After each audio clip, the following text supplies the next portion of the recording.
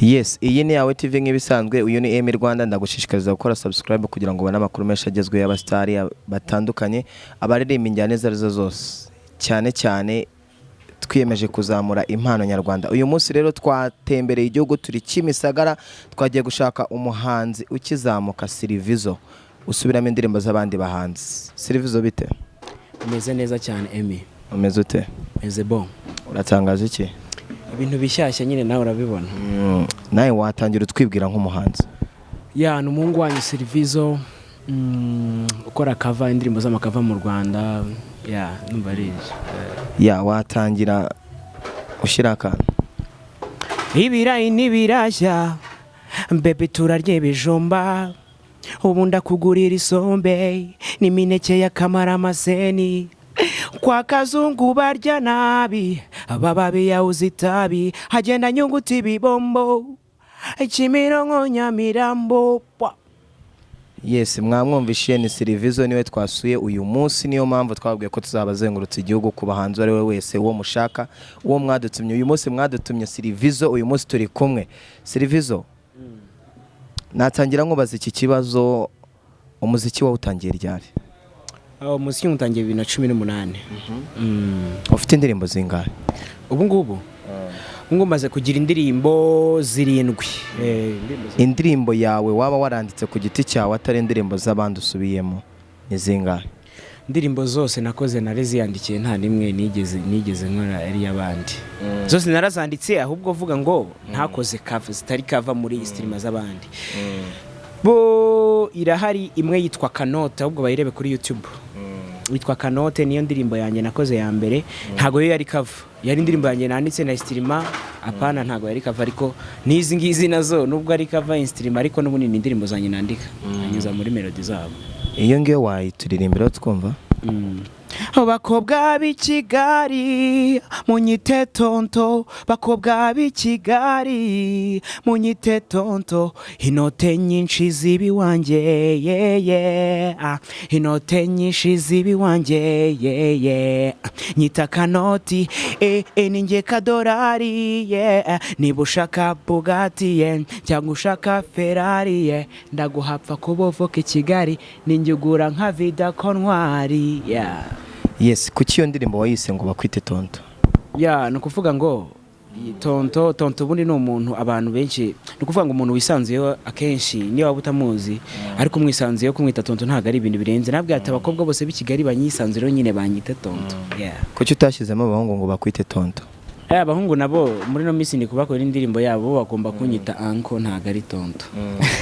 Silvizo, urabizi ko iyo umuhanzi asubiyemo igihangano cy'undi, urugero hari nk'indirimbo ya Bruce Melody, ni copy paste. Ese iyo ugiye gusubiramo indirimbo urabanza ukabisaba umuhanzi? Bo njyewe ntago nsubiramo indirimbo, nabivuze hagati aho njye nandika indirimbo yanjye. Uzumva nimba aririmbye bloka, njye nza ndirimba ibindi bitandukanye n'ibyo aririmbye, ahubwo njye mfata melody yakoresheje nkaba nanyuzamo igihangano cyanjye niyandikiye. No kuvuga ngo rero ntago ari ngombwa ngo bimusabire uburenganzira ko kava ziremewe ku isi hose. Ntago bimusaba uburenganzira. Ese Silvizo, umuziki nyarwanda uko ubona muri no misura, ubona uri ku kigero cya kangahe kwijana nkaho nk'umuhanzi ubirimo? Ntago nagereranya gutyo kuko ngewe nibwo nkiza n'abakera icyo kibazo kibaje sinzi niba babasha kugisubiza. Ntago nari nayimenya, ariko ubutabura niduhura nzaba narabyizeho nzakubwira.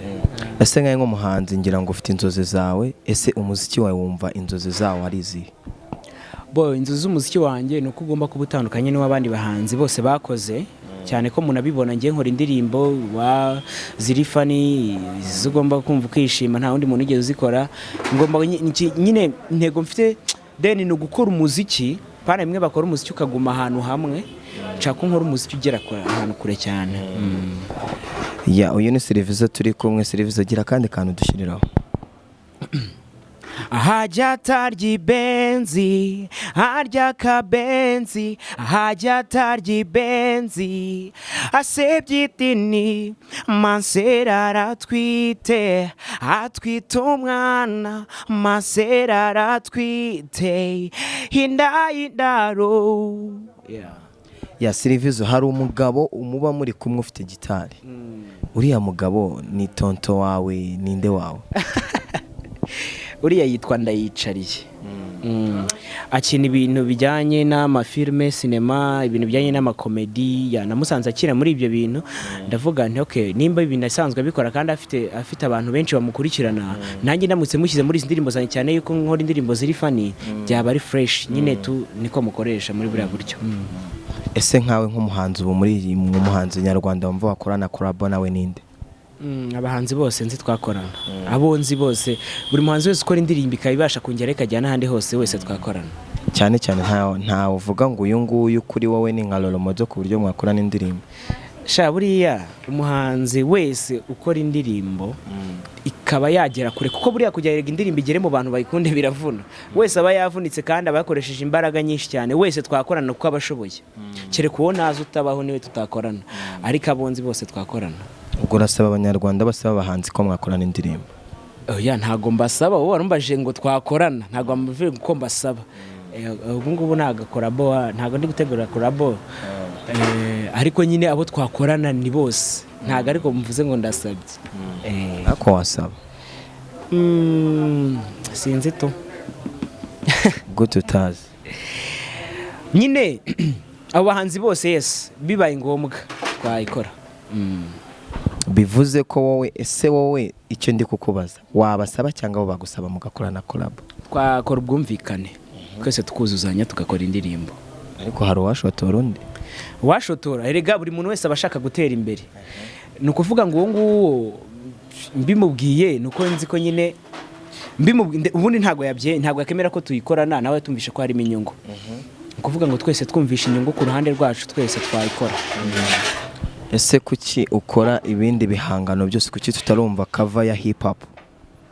Cover ya hip hop nazo muzazumva kuko narirarenga rega nibwo nkiza kandi mfite akazi kenshi muri no minsi. Hari n'igihe ahubwo nshaka gukora, nshaka kujya hanze hazana aba designer ku buryo nzajya nkora cover no nkakavaringa n'isura y'umuhanzi, nkazara aba designing isura bameka, bakaba bankora isura neza Bruce Melody, wenda nimba ari nshaka gukora cover cyangwa se uwari we wese. Ubwo iki kintu abanyarwanda bari cyo bitega, n'abahanzi ngiye kubakora cover n'amasura byose ku buryo bizaba ari fresh. Ese Silvizo, tukiri ku muziki nyarwanda, reka se nkaho nkubaza gatonya, ndabizi umuziki warawukurikiye, umuziki urawukurikira.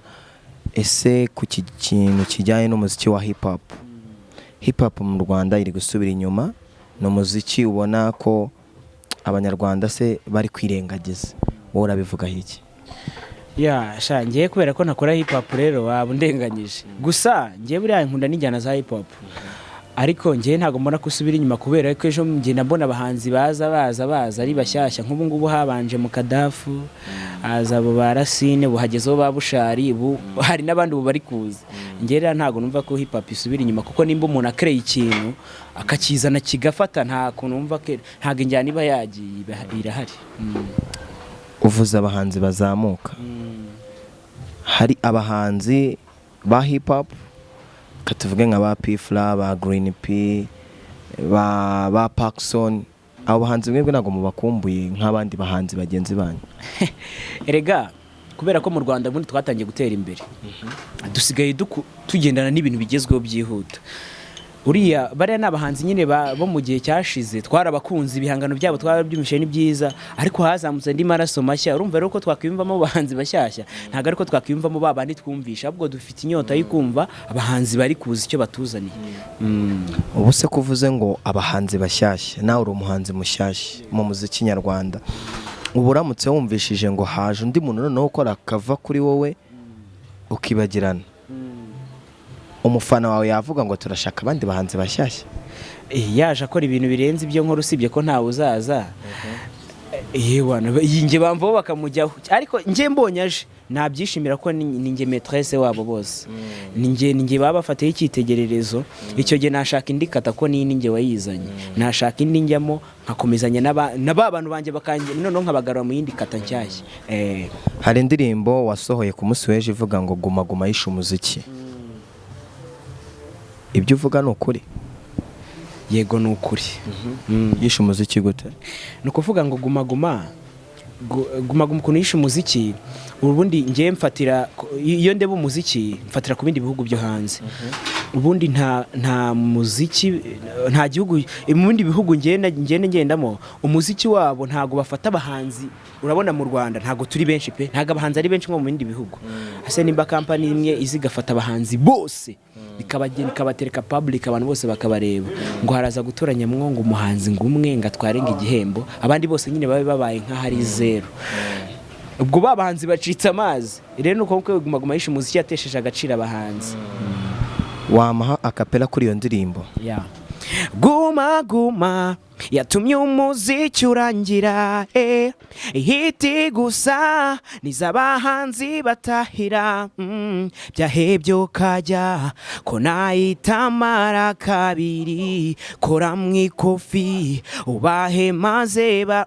radio nziza zuzuye abapagasi bikina barikunda ariko twe ntago tubakunda biransiteresa kumva indirimbo zikinwa tubahemba neza namiyaga bashyiramo yo hari igitero uririmba uvuga ngo kora mwikofi uraririmba ngo burarirwa yishe umuziki ukaririmba ngo kora mwikofi kubera iki ni ukuvuga ngo hari abahanzi baba bashaka kujya muri guma nyine babyirukira batazi ibyo ari byo atarabisobanukirwa ugasanga bafite inyota yo kujyamo ngo bahite ngo babahite ubwo batazi ko bagiye kuzima akaba yafata amafaranga yabahereza bariya bategura guma n'iki bakaba bamushyira mu irushanwa nyine kora mu ikofu yabahereze nyine bagukine niko bibona ko kugira ngo ujye muri guma ugomba gutanga amafaranga ese ubu wowe bayakwatse wayatanga kugira ngo ujye muri guma oya ntago nayatanga usibye ko ntanayijyamo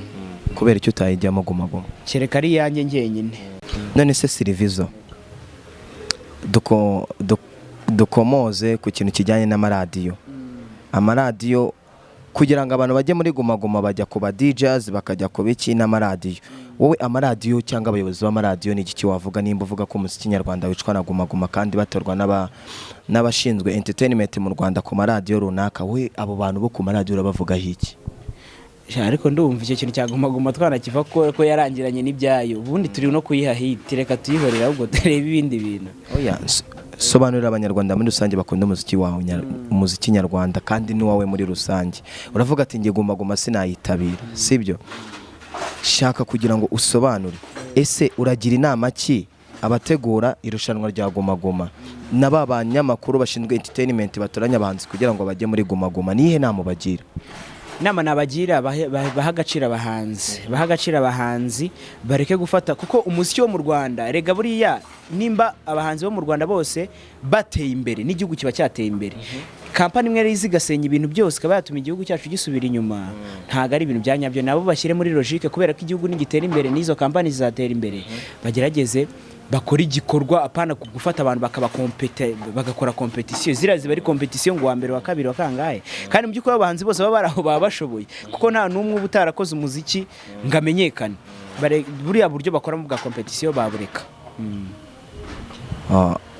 utumye ngira ikibazo Silvizo uravuga ngo abahanzi competition babakoresha ireke ese tuzamenya gute umuhanzi uzi gukora umuziki iyo competition itabaho mu gihugu sibyo ikindi cya kabiri turebera guma ishobora kuba yarasimbuye biriya bya Salax Award sibyo kuki uvuga guma ivyo ari guma kuri wowe na Salax Award haguma hiki Salax Award na guma byose zikari bimwe ariko Salax yo akikibazo competition rega reka nkubwire buriya nuko wenda abanyarwanda bo ntago hari abantu badako wenda abantu benshi ntago bakora umuziki ariko nk'umuntu ukora umuziki ako man uzi kugira ngo ugafate nurangiza ujye gukompeta ubu wanyuma baba gutemye ntago ari ubwo buryo twakabikozemo turebere ku bindi bihugu ntago ibyo bintu babikora ahubwo bajya bafata umuhanzi uko bakavuga ati uyu muhanzi kwera hit yakoze n'uburyo abantu bamuzi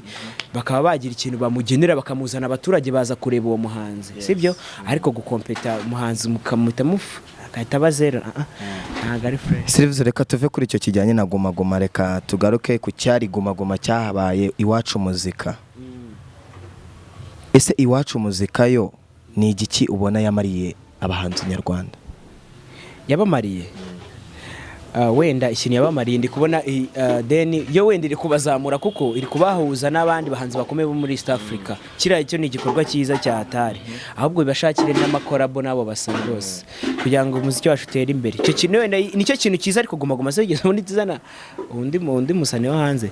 Ariko ibi ngibi muzika wa hari iwacu festival byo nta ribi, kubera ko biri gutuma umuziki wacu ugera kure n'abo mu bindi bihugu bakawureba. Ese Silvizo, hari uvuze kuri icyo guma ko yabazaniye abahanzi na Prito iwacu muzika yazanye Diamond. Kuzana Diamond yari yateguye iki gitaramo hano mu Rwanda, ari kuzenguruka Afrika. Ese kuba barazanye umuhanzi kandi iwacu muzika yari yateguye ibyayo, sibyo, bakazana Diamond ngafatanye nabo, ese ibyo urabishyigikiye? Niko kubaha agaciro cyangwa hari ikindi kintu, ni business baba bari gukora? Wowe urabyumva ute? Nge ntabwo uri nkurikirana amakuru ko Diamond yaje kuri igitaramo cye. Icyo nzi cyo nuko namubonye muri biriya muzika wacu festival n'iki. Wari uzi ko bamutumye? Nge nari nzi ko aribo bamuhamagaye, ariko baramutse bataranamuhamagaye n'ubundi byaba ari nka guma, ntabwo byaba ari ibintu byiza. Yego. So reka noneho tuvuge ku banyamakuru bakora ku maradiyo b'abahanzi bakina indirimbo zabo gusa, abandi ntibakine izanyu, sibyo? Abo bura bavugaho iki? Abo ntabwo nzi. Uncle Austin ni umunyamakuru kandi ni n'umuhanzi. Austin nyine no umuhanzi n'umunyamakuru, ariko ntago ibyo ngibyo byo kwikina ntabyo nzi, ntawe ubikora. Sure. Ntawe. Indirimbo zawe zirakinwa ku maradiyo? Bo erega amaradiyo gusa ntago ariyo yamamaza indirimbo, kuko n'ubundi abanyarwanda bazimenya zitaciyeho. Ariko sometime bazagerageza bashyemo akagufu. Wibica ku ruhande urashaka kubivuga, wibica ku ruhande urashaka kubivuga, sibyo? Uri kumva no mu ndirimbo ya guma birimo, sibyo? Ngabahanzi bikina kubera iki? Wabivuze wabibonye nyine. Iriya ni inganzo, hari ukuntu umuntu aryama karoti ibintu, biriya ni ibintu narose, ariko ntabwo nigeze mvuga ngo uyu muhanzi uyu wavuze abahanzi bikina. Abahanzi bikina wasanga atari abo mu Rwanda. Ongera ugashireho twumve.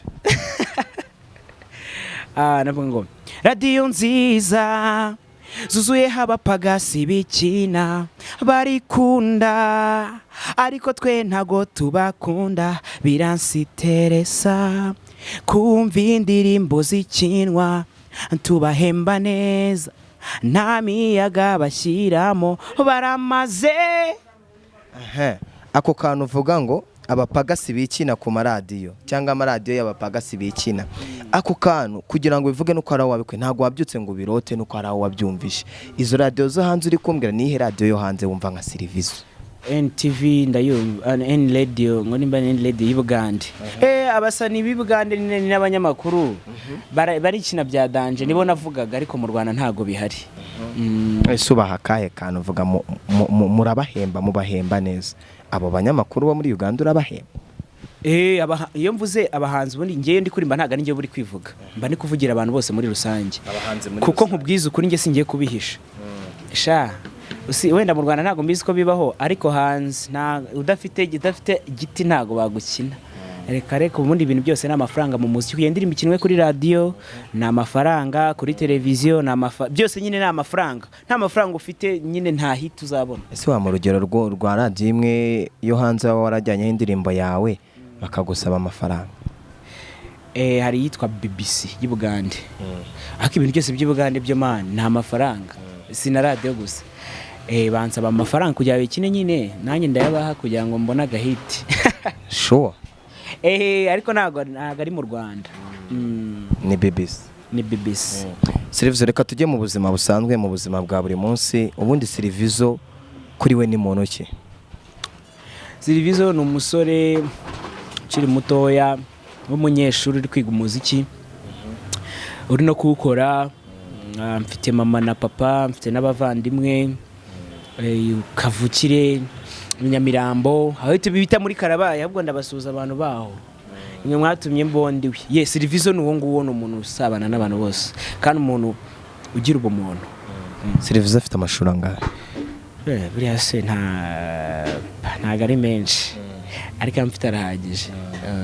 Wagarukiye mu wa kangahe? nyine narize uri kumva narize ariko narize gusa narize ariko nyine nyine wize mu wakangaye wagarukiye mu wakangaye nagarukiye mu ishuri ntago mbyibuka rega ni kera cyane ntago mbyibuka ufite imyaka ingahe imyaka yose mfite ari myinshi imyaka 20 yose ni myinshi Silvizo agira umukunzi abafana banjye bose ni abakunzi sure yego se ngende umukunzi wawe nimba uri umufana wanjye uri umukunzi wanjye yes iyi ni yawe TV ndagushishikariza gukora subscribe kugira ngo ubone amakuru menshi agezweho y'abastari n'abandi bantu benshi abo muzadutuma hose tuzajyayo fa kuba wakoze subscribe like share comment kugira ngo ubone ibiganiro byacu bya yawe TV buri munsi isaha ku yindi tuba turi update aho uzadutuma hose tuzajyayo uyu munsi mwadutumye kwa Silvizo uyu munsi niho turi Kimisagara twagiye kumureba uyu munsi turi kumwe yavuze ibintu byinshi yatubwiye ibintu byinshi ariko ngenda cyagaruka ku muziki nyarwanda kugira ngo nicyo dushaka guteza imbere umuziki nyarwanda uyu ni Rwanda muri kumwe nucikwe n'ibintu byinshi twaguteguriye uyu munsi Silvizo twavuze ku bintu bijyanye n'umuziki reka tugaruke kuri iwacu muzika tujye tuba clear utubwize ukuri nakubwiye ko batumiye Diamond yaraje hano mu Rwanda araza yari yateguye igitaramo cye wenda rekana nabe kubwira ubimenye bihurirana ntabwo nari mbizi ibyo ntabwo nari mbizi ko yateguye igitaramo cye nari nzi ko ari iwacu muzika festival yamuhamagaye so ni gute umuntu nk'umuhanzi nkawe utagomba gukurikirana abahanzi bagenzi bawe ngo umenye ibyo bari impamvu nuko bose nta numwe ukora ibyo nkora ngiye nkora ibitandukanye n'ibyo bakora ubwo rero ngi nta muhanzi n'umwe inspiration nta numwe inspiration yanjye iba mu mutima wanjye no mu mutwe niyo mpamvu nakunda gukurikirana ibintu by'abahanzi n'iki nibura nihagira umwe wenda ukora ino style ndi gukora nzamukurikira hoy nge ndi kwibaza style ukora hip hop akora style ye ukora R&B bakora style ye kandi biba biri ngombwa ko yisanisha n'abandi Silvizo kuki wowe utisanisha n'abandi kugira ngo umuziki wawe wabasha gutera imbere muri izo style uvuze hari igitwenge kavuvuzemo nta kivuzemo izo style ni style zisanzwe zimenyerewe ni ukuvuga ngo rero nge ntabwo nkora izo style nge nkora igitwenge kava nibura nihagira umuntu ukora iyo style nzamukurikira nanjye mbikurikirana yego ariko nge mbona ko abahanzi bose ahubwo bakurikira Silvizo nimba ufashe indirimbo ya Brace Melody ugafata beat ye ukayigenderamo bivuga ko urashaka kwisanisha nawe oya ari kwisanisha nawe narimba n'ibyo yaririmbye ntago nshaka kwisanisha nawe ariko buretse ubundi hari ibinajyaga numva ngo basize ngo bashishuye ngo bande ngo bashishuye abahanzi benshi bose ngo bashishuye ugasanga bari kubihakana mu itangazamakuru ngo wapi ngo n'iki ngere no ni style nazanye kuko nakoze cover ya mbere ya kabiri ya gatatu ya kane ya gatanu ntago nabishe ndabyemera nge nkora cover niyo style yanjye ubwo rero iyo style yanjye nifata wana nzajya nibwo nzabikurikira nkamera uko bimeze ko none siwe n'uwe muhanzi nafatira inspiration kandi indirimbo ibyanjye gusa cyereka wenda nshaka kumera nkabo yes baririmba ibintu byiza kandi nayo narabigerageje ariko mbona ntazahangana nabo nkubita muri boro zanjye ubona barakurusha oya ntago nabonye bandusha nabonye ahubwo abantu baririmba ibiriya bintu ari benshi ndavuga ati reka nzane ikintu cyanjye njyenyine bivuze ko utinya competition nge ndanazanga ahubwo sinahoze mbikubwira nge nanga competition nta na competition imwe nakitabira oya nta competition nakitabira yes uyu yari Silvizo turi kumwe uyu ni yawe TV uyu ni Rwanda ukeneye kwamamaza ibikorwa byawe gana yawe TV ukeneye ko tukumenyekanisha ibyo ukora byose gana yawe TV utwandikire uwari wese utere comment TV ndagushishikariza gukora subscribe kugira ngo ubone amakuru menshi agezweho uyu turi kumwe ni Silvizo sezera abakunzi bawe ugire n'ubutumwa bagenera utubwire ibyo kuduteganyiriza muri uno mwaka utubwire nimba hari ibitaramo muri gutegura nimba hari collab n'abahanzi uri gutegura icyo ari cyo cyose cyubwire abakunzi bawe kugira ngo dusoze ndabikora gutyo umva di wimakanya yuko mijina yose yuzuye indaya izuhabona ubu sizo za kera urayirarana ukishyura ya n'umuhungu wanyu Silvizo ndabashimira cyane ndashimira yawe TV ndashimira lebo yanjye Danger Zone Music na producer Bitkira yes ikintu nabwira rero abantu bakurikiye yawe TV bakore subscribe kuri YouTube channel yanjye yawe TV kandi nanjye bajye kuri YouTube channel yanjye niba bashaka kumva izo ndirimbo zose zanjye no kuzireba bajye kuri channel yanjye yitwa igitwenge cover. Mbibutsa ko Instagram yanjye nitwa Silvizo cover song, Facebook ni best Silvizo, ndetse unakoresheje izina Silvizo kuri YouTube wabona ibihangano byanjye. Iki ni indirimbo nshyashya nasohoye yitwa ni cover Oma ya Charlie na Nina na Josted w'Ubugande. Yanditseho cover okay, yitwa nayise guma guma, bayirebe cyane cyane kandi bakoreshe, ndabakunda cyane. Yes, natwe turabakunda, turagushishikariza gukora subscribe kuri yawe TV. Uyu yari Emi Rwanda nk'ibisanzwe, ndabakunda mwese. Kora comment, share, like, ubona amakuru menshi agezweho. Turabakunda cyane. Ciao ciao ciao.